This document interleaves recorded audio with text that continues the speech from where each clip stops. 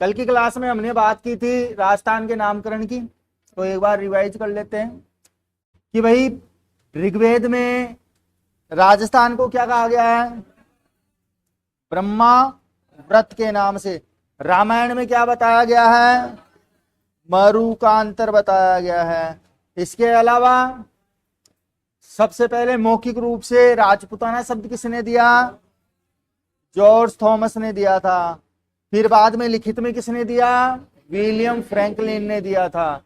और फिर बाद में राजस्थान के लिए राजस्थान शब्द का प्रयोग कर्नल जेम्स टोन ने। और फिर बाद में राजस्थान शब्द किसमें मिलता है? पश्चिम भारत की यात्रा, जो कि कर्नल जेम्स टोन की लिखी हुई आखिरी पुस्तक थी, जो उनकी मृत्यु के बाद में प्रकाशित की थी उनकी वाइफ मेरी ने। ठीक है। एकीकरण की हम बात कर रहे थे कि भाई राजस्थान का एकीकरण चालू कर दिया था। एकीकरण के समय 19 रियासतें मिलाई गई थी, 3 ठिकाने मिलाए गए थे, और एक चीफ कमिश्नरी मिलाई गई थी। अगर दूसरी पूछे तो माउंट आबू, और पहली पूछे तो अजमेर मेरवाड़ा। पहली अजमेर मेरवाड़ा, दूसरी माउंट आबू। रीजन मैंने बताया था कि भाई जब गर्मियां पड़ती थी तो अंग्रेज गर्मी सहन नहीं कर पाते थे। राजस्थानी तो फिर भी सहन कर लेता है क्योंकि गर्मी प्रदेश में रहा है, जलवायु वैसी उसके शरीर के अकॉर्डिंग है। लेकिन वो क्या करते थे, जैसे ही गर्मी आई कहां भाग लेते थे? क्योंकि माउंट आबू की जलवायु कैसी है? ठंडी है। ठीक है। तो राजस्थान का एकीकरण मैंने 7 चरणों में बताया था, और ट्रिक से याद करने के लिए भी मैंने बताया था, मेरी प्यारी सी बीवी राजस्थान से न आई। तो ऐसे 7 चरण निकाले थे मैंने। तो उन्हीं 7 चरणों के अंतर्गत सबसे पहले हम पढ़ेंगे कौन सी रियासत किस चरण में मिली। तो 7 चरणों की बात करेंगे आज हम। 7वां या 7 चरण या 7 चरण। ठीक है। 7 चरण में पहला लेते हैं नंबर 1, प्रथम चरण। कौन सा चरण? प्रथम चरण। इस प्रथम चरण का नाम रखा गया था मत्स्य संघ। बताया था मैंने कल, क्या बताया गया था? मत्स्य संघ। अब ध्यान रखना, उतारने में कुछ नहीं थे, समझ लो इस चीज को, क्योंकि ये अगर टेबल याद हो गई, क्योंकि देखो लिखवा होता तो मैं वैसे भी कुछ नहीं हूं, जो कॉन्सेप्ट समझा रहा हूं ना उस कॉन्सेप्ट को समझ लो। उतारने की भी शायद जरूरत नहीं पड़ेगी अगर एकाग्र होकर समझोगे तो, कि मैं कहना क्या चाहता हूं आखिर। ठीक है। तो भाई मत्स्य संघ जो है वो पहले चरण का नाम रखा गया। अब इस पहले चरण में क्या क्या हुआ उसकी बातें तो मैं आपको अलग से और लिखवा दूंगा, लेकिन जो अभी टेबल बता रहा हूं ना वो टेबल समझ लेना। सबसे पहले इसका याद रखना, उद्घाटन 17 या 18 मार्च 1948 को। कब हुआ? अब 17-18 मार्च को इसका उद्घाटन किया गया। अब उद्घाटन करने के साथ इसमें विलय क्या क्या किया गया, क्या क्या मिलाया गया, कौन कौन सी रियासतें मिलाई गई। तो इसकी ट्रिक है ABCD। क्या है? ABCD। अब बचपन में आपकी मैडम ने आपको क्या सिखाया है सब कुछ भूल जाओ, अभी जो मैं ABCD सिखाऊंगा वो याद रखना, गवर्नमेंट जॉब के लिए याद आएगी। कि भाई मत्स्य संघ में 4 रियासतों का विलय किया गया। कितनी रियासतों का? अब ABCD से कैसे? तो नई जमाने की नई ABCD है। A से अलवर, B से भरतपुर, C से करौली, और D से धौलपुर। अब क्वेश्चन ये आ जाए कि धौलपुर रियासत को राजस्थान में कब मिलाया गया? लगाओ दिमाग। अरे भाई 17-18 मार्च 1948 को। कुछ बुकों में 17 मार्च है तो कुछ बुकों में 18 मार्च है। 17 मैंने इसलिए लिखा कि RPSC ने एक बार एग्जाम ली थी राजस्थान संघ लोक सेवा आयोग ने, तो उसमें 17 को सही माना था।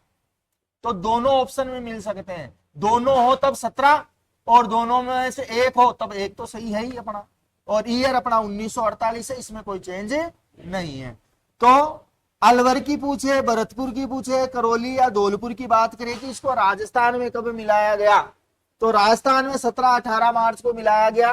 किस चरण के तहत? प्रथम चरण, जिसका नाम क्या था? मत्स्य चरण। ये टेबल याद रहेगी इस दो की, बाकी अन्य बात विशेष अलग लिखेंगे अपन, अभी केवल उद्घाटन और डेट। ठीक है। दूसरा चरण क्या, ट्रिक से बताओ भाई, कौन दूसरा चरण कौन सा था?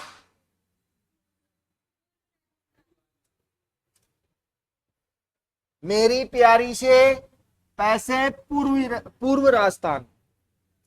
अब इस दूसरे चरण का नाम रखा गया पूर्व राजस्थान रखा भाई। पूरा नाम लिख रहा हूं मैं, ध्यान रखना, पूर्व राजस्थान संघ। ध्यान रहेगी बात? ठीक है। इसका उद्घाटन किया गया 24 मार्च को। उद्घाटन 24 मार्च 1948 को। कब? 24 मार्च 1948 को। अब इसके अंतर्गत कौन कौन सी रियासतें मिली, तो इसमें विलय किया गया था कौन कौन सी रियासतों का, तो विलय हुआ था, ट्रिक है इसकी, बाबू। कौन है? बाबू। किसको बोलते हो बाबू? हैं?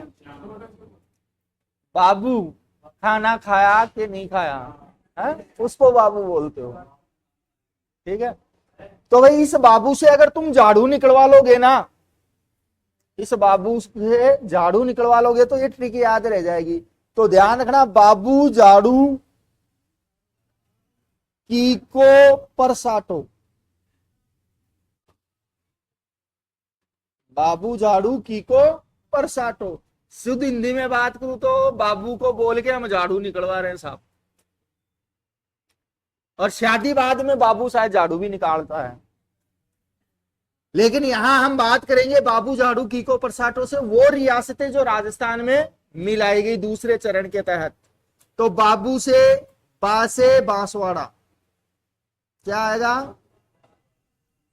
बांसवाड़ा। बू से बूंदी, शाबाश। जा से झालावाड़। डू से डूंगरपुर। की से किशनगढ़।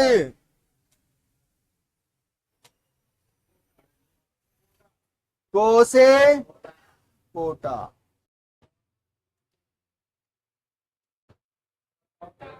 प्र से प्रतापगढ़। सा से शाहपुरा भीलवाड़ा, जयपुर मत कर देना, शाहपुरा। और टो से टोंक। तो हो गई ट्रिक पूरी, और बाबू ने झाड़ू भी निकाल दिया भाई तुम्हारे। तो दूसरे चरण का नाम क्या था? उद्घाटन कब हुआ? कौन कौन सी रियासतें मिलाएगी, तो उसकी ट्रिक मैंने बताई, बाबू झाड़ू कीको परसाटो। बा से बू से, जा से, डू से, की से, को से, प्र से, सा से, टो से। हुई याद? अब काउंटिंग करके एक क्वेश्चन को और पूरा करो, देखो कैसे। आपको पूछ ले कि प्रथम चरण मत्स्य संघ में कितनी रियासतें मिलाई गई, तो कितनी रियासतें? 4 रियासतें। दे सकते हो आंसर? मिलाई। अब दूसरे चरण पूर्व राजस्थान में कितनी मिलाई, तो गिन लो। 1 2 3 4 5 6 7 8 9, तो कितनी रियासतें मिली? 9 रियासतें मिली।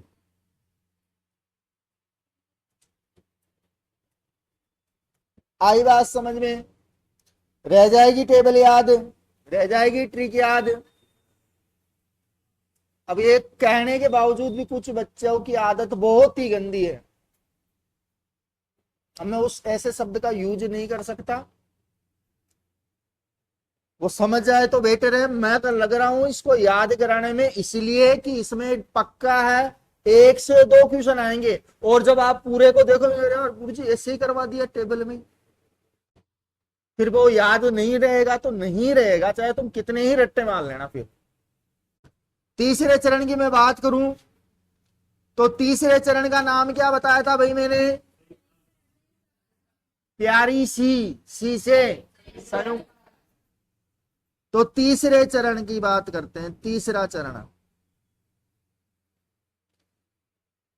संयुक्त राजस्थान। क्या नाम रखा? संयुक्त राजस्थान। देखो संयुक्त राजस्थान का जो उद्घाटन हुआ, वो उद्घाटन 18 अप्रैल 1949 को। कब हुआ?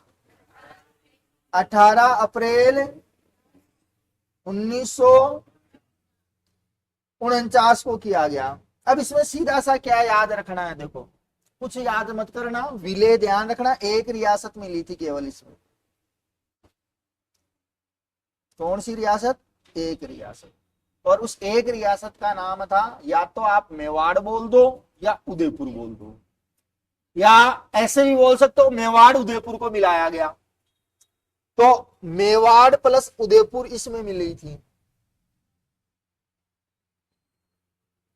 क्योंकि उदयपुर को ही मेवाड़ बोलते हैं, मेवाड़ को ही उदयपुर बोलते हैं। मेन स्थान यही था। पहले चित्तौड़गढ़ था, लेकिन उदय सिंह के बाद में उदयपुर फेमस हो गया। तो कौन सी रियासत मिलाएगी इसमें? मेवाड़। ध्यान रहेगी, बस इतना ही याद रखना है इसको। चौथे चरण का नाम क्या था?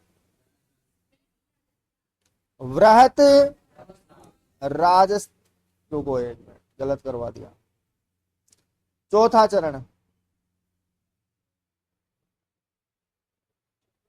चौथे चरण का नाम था वृहत राजस्थान।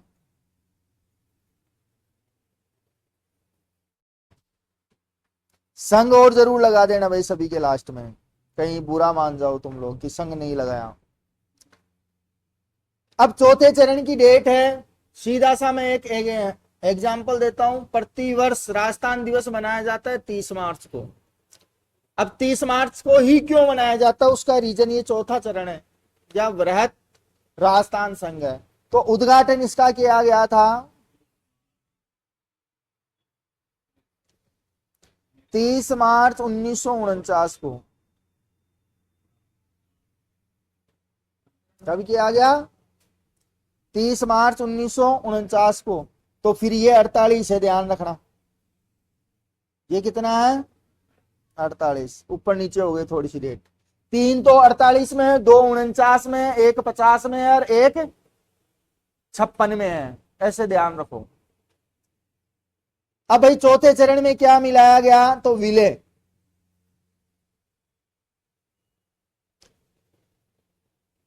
JJB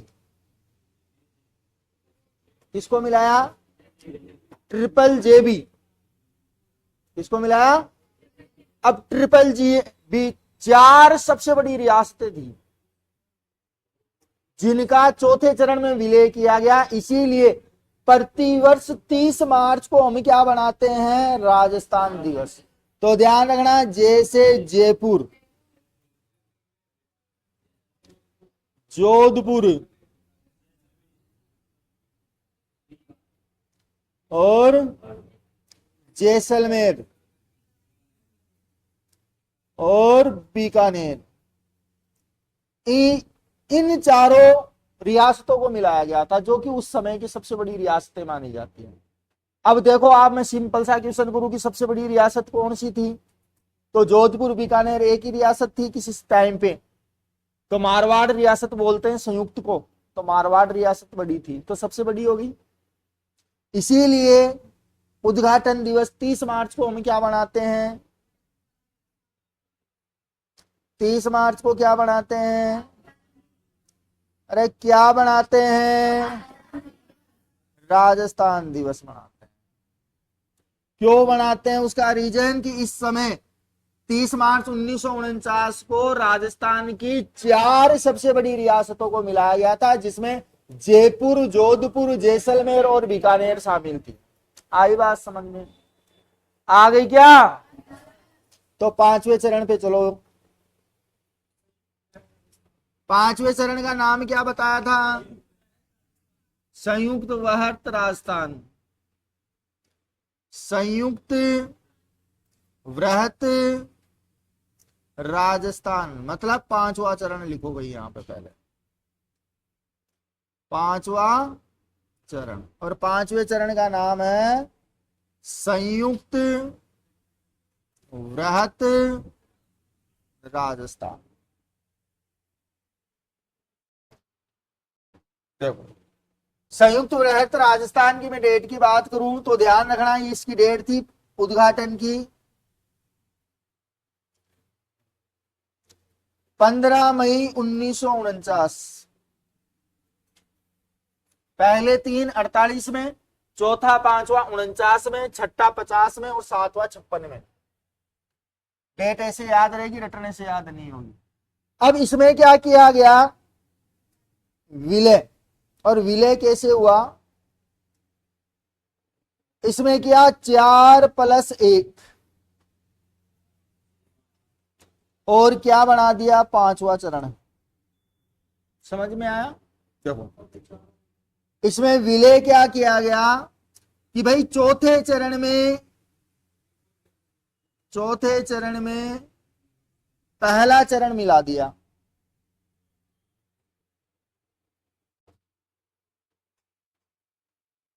और नाम क्या रख दिया? संयुक्त वृहत राजस्थान। आई बात समझ में? रह जाएगी बात, इतनी सी बात। नंबर 6, छठा चरण देखो। छठे चरण का क्या नाम था? राजस्थान संघ। तो छठा चरण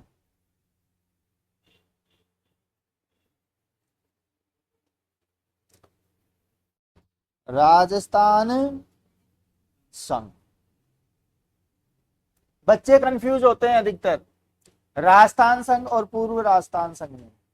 तो ध्यान रखना, दूसरा चरण पूर्व राजस्थान है और छठा चरण राजस्थान संघ। ठीक है, इसकी ट्रिक है, ट्रिक से पहले इसका उद्घाटन। उद्घाटन याद करने का सबसे बढ़िया तरीका है, संविधान कब लागू हुआ था? 26 जनवरी 1950 को। उसी दिन राजस्थान संघ का उद्घाटन भी था। तो उद्घाटन 26 जनवरी 1950 को और इसी दिन राजस्थान संघ का उद्घाटन भी किया गया। हाँ सॉरी, ये लो 1950 में। इस समय जो विलय किया गया वो विलय हुआ था सिरोही का। किसका विलय किया गया? सिरोही का। लेकिन 2 रियासतें, 2 क्षेत्र छोड़ दिए इसके। और वो क्षेत्र कौन से थे? सिरोही को मिलाया गया, मैं लिख देता हूं, मिलाया आबू व दिलवाड़ा तहसीलों को छोड़कर।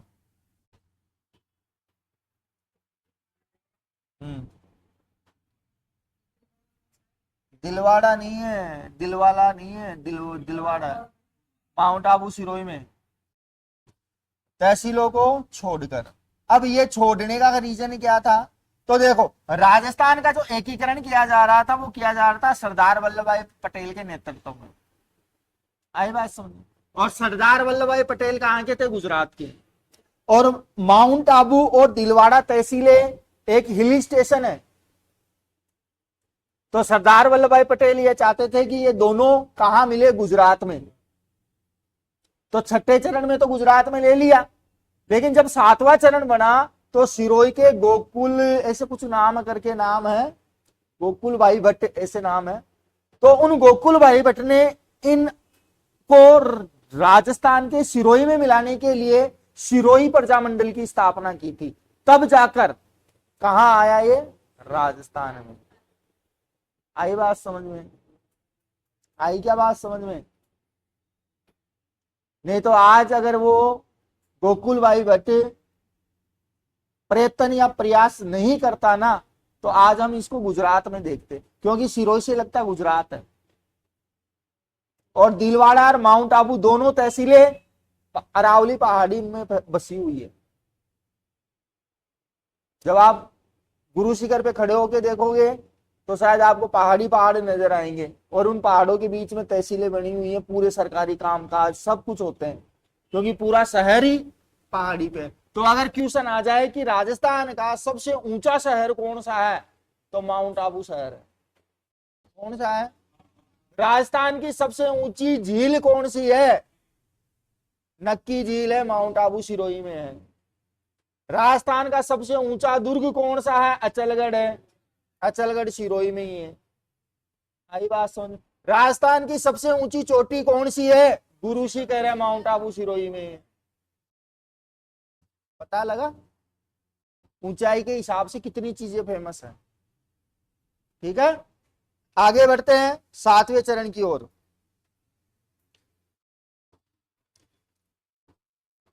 7वां चरण, 7वें चरण का नाम था नवीन राजस्थान। और राजस्थान का जो वर्तमान स्वरूप है वो इसी 7वें चरण में बनाया गया था। पूरा जो आज भौगोलिक दशा देखते हैं ना, सारी सब कुछ वो इस चरण में कंप्लीट कर दी थी। इसीलिए अंतिम चरण 7वां चरण है। अंतिम चरण का नाम क्या है? 7वां चरण। नाम क्या है? नवीन राजस्थान है। क्या नाम है? नवीन राजस्थान है। इसका उद्घाटन 1 नवंबर 1956। अब 1956 से कई घटनाएं याद रख सकते हो, ध्यान रखना। 1 नवंबर 1956 को राजस्थान का वर्तमान स्वरूप अस्तित्व में आया। नवीन राजस्थान 7वें चरण या अंतिम चरण का उद्घाटन किया गया। 1956 में ही राज प्रमुख का पद समाप्त करके राज्यपाल का पद बनाया गया। आई बात समझ में? और 7वां संविधान संशोधन भी 1956 में हुआ। इसके अलावा 1956 के तहत एक कानून लाया गया था सिहली और तमिल्स के लिए श्रीलंका में, जिसके तहत सिहली लोगों को पूरे अधिकार दे दिए गए थे और तमिल्स को कुछ नहीं दिया था। तब जाकर सिहली और तमिल्स लड़े थे श्रीलंका में। और भी कई चीजें हैं 56 से। राजस्थान के प्रथम राज्यपाल जो बने थे वो 1956 में बने थे, गुरुमुख निहाल सिंह। आई बात समझ में? तो 1956 काफी महत्वपूर्ण रहने वाली है। आई बात समझ में? तो इसके अंतर्गत क्या किया, देखो सबसे पहले विलय क्या किया। अलग अलग चीजें ढंग से समझना। इसमें विलय किया गया अजमेर मेरवाड़ा का। पहले तो किसको मिलाया? अजमेर मेरवाड़ा, जो कि क्या थी? चीफ कमिश्नरी थी। ध्यान रहेगी बात। दूसरा विलय आबू और दिलवाड़ा तहसीलों को मिलाया, जिसका मैंने ना जिक्र किया गोकुल भाई भट्ट के प्रयासों से, सिरोही प्रजामंडल के प्रयासों से। इसके अलावा ध्यान रखना,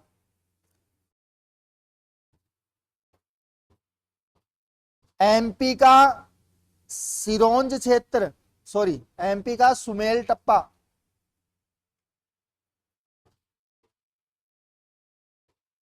टप्पा राजस्थान में मिलाया।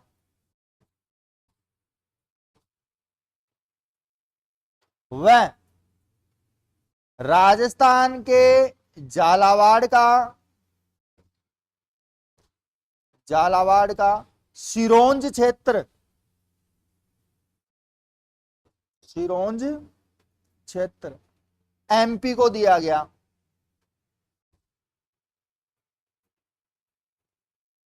किसको दिया? एमपी को। देखो देने का रीजन क्या है। जैसे अब मैं यहां से ये मानो कि ये नक्शा है, ठीक है, यहां से ये सीधा आ रहा है, लेकिन यहां आने के बाद में ये ऐसे हो जाता था, ऐसे। मतलब ये वाली लाइन इस प्रकार से आती थी, इधर ये घुस गया एमपी में राजस्थान, और एमपी वाला क्षेत्र कहां घुस गया, राजस्थान के झालावाड़ जिले में। तो इसको सुधार करने के लिए, क्योंकि इधर से देखो एमपी से गिर गया राजस्थान, और इधर ये एमपी राजस्थान से गिर गया, तो ऐसे तो लोग लड़ेंगे, क्योंकि भारत में लड़ना आसान है। तो जो राजनेता थे सरदार वल्लभ भाई पटेल या अन्य जो भी इस एकीकरण के सदस्य रहे थे, उन्होंने क्या किया कि ये इसको ऐसे करो कि ये क्षेत्र तो एमपी को ही दे दो, जिसका नाम क्या था, सुमेल टप्पा, और ये जो क्षेत्र है ना ये राजस्थान में मिला दो। और फिर बाद में क्या एक नया आकार बना अपना,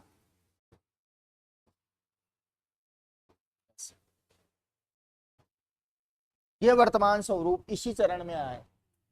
आई बात समझ में, रह जाएगी बात याद, अरे हाँ या ना, रह जाएगी तो देखो दो तीन बातें और याद रखो। ये तो हमने बात कर ली रियासतों की, कि रियासतें मिलाई गई। अब आपको चीफ कमिश्नरी पूछ ले कि चीफ कमिश्नरी कौन से चरण में मिलाई गई, तो देखो देखा 7वें चरण में अजमेर मेरवाड़ा और आबू है क्या, दोनों 7वें चरण में आ गई, चीफ कमिश्नरी भी आ गई, 19 रियासतें भी हो गई। अब बचे क्या, ठिकाने। अब ठिकाने देखो, लावा मैंने कहा बताया था, जयपुर में, तो लावा का भी विलय हुआ यहीं पे, कौन से चरण में, चौथे चरण में। लेकिन वर्तमान में कहा है, टोंक जिले में। लेकिन एकीकरण के समय पूछे कि लावा किस चरण के तहत राजस्थान में मिलाया गया, तो चौथे चरण के तहत, जिसका नाम था वृहत राजस्थान संघ। अब बात करें कुशलगढ़, कुशलगढ़ पड़ता है बांसवाड़ा में, तो विलय किसका हुआ, बांसवाड़ा के साथ कुशलगढ़ का, तो कुशलगढ़ दूसरे चरण में मिला दिया गया। अब नीमराणा बचा, नीमराणा अलवर में था, तो अलवर के साथ नीमराणा भी मिला दिया गया, तो विलय यहां पे नीमराणा ठिकाने का भी हो गया। तो हो गए क्या, तीनों ठिकाने 19 रियासतें और चीफ कमिश्नरिया राजस्थान में मिला दी गई, और मिलाकर एक राजस्थान राज्य बनाया गया।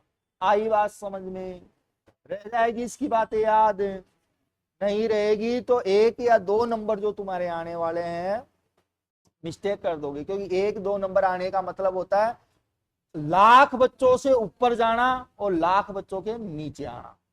लाख से तो ऊपर जाते वो 1 लाख, और लाख से नीचे आ जाओगे तो 2 लाख बच्चों के नीचे आओगे अगर ट्यूशन गलत करोगे तो, और सही करोगे तो 1 लाख से ऊपर जाओगे। क्योंकि एग्जाम देने वाले आपसे भी बड़े बड़े धुरंधर बैठे हैं, हमारे जैसे, जिन्होंने मुंह जबानी रट रखा है। तो अपने आप को और अपनी किताबों को टाइम देना शुरू कर दो, ठीक है, उतारो।